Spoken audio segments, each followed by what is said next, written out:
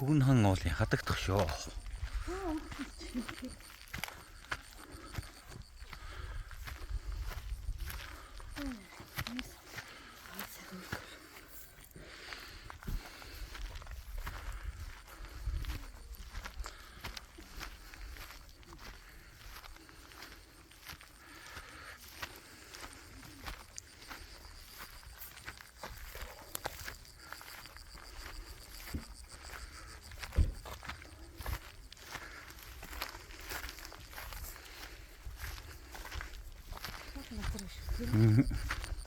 Энэ чад хөвгөн хан.